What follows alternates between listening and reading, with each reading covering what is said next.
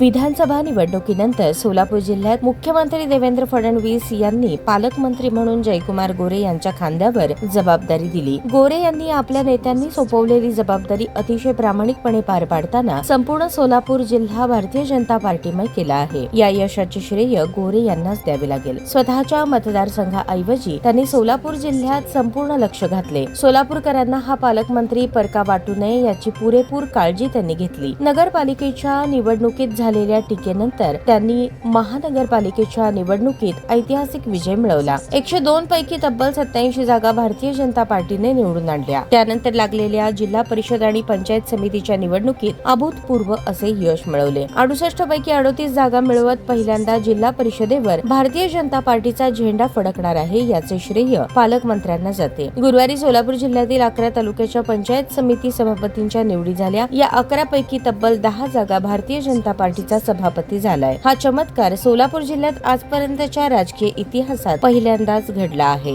यापूर्वी सोलापूर जिल्हा हा राष्ट्रवादी काँग्रेस आणि काँग्रेस पक्षाचा बालेकिल्ला म्हणून ओळखला जायचा। 11 पैकी बहुतांश सर्वच जागांवर राष्ट्रवादी काँग्रेस आणि काँग्रेसचा सभापती व्हायचा, परंतु यंदा 10 पंचायत समितीवर भाजपचा झेंडा फडकला आहे। जयकुमार गोरे यांनी सोलापूर जिल्ह्यात सामाजिक सलोखा राखला आहे। भारतीय जनता पार्टीला जातीयवादी म्हणून विरोधक टीका करतात, पण त्या विरोधकांना गोरे यांनी चपराक लगावली आहे। मोहोळ पंचायत समिती सभापती पदावर मुस्लिम समाजाला संधी देण्यात आली आहे। असलम चौधरी हे बहुतांश महाराष्ट्र राज्यातील भारतीय जनता पार्टीचे पहिले मुस्लिम सभापती झाले आहेत। या जिल्हा परिषद आणि पंचायत समितीच्या निवडणुकीत प्रचाराची संपूर्ण जबाबदारी पालकमंत्री जयकुमार गोरे यांनी आपल्या खांद्यावर घेतली। राज्याचे माजी उपमुख्यमंत्री अजितदादा पवार यांच्या अपघाती निधनानंतर मुख्यमंत्री फडणवीस यांनी संपूर्ण राज्यातील आपल्या सभा रद्द केल्या। त्यामुळे सोलापूर जिल्ह्यात जयकुमार गोरे यांनी आपली जबाबदारी प्रामाणिकपणे पार पाडल्याचे दिसून आले।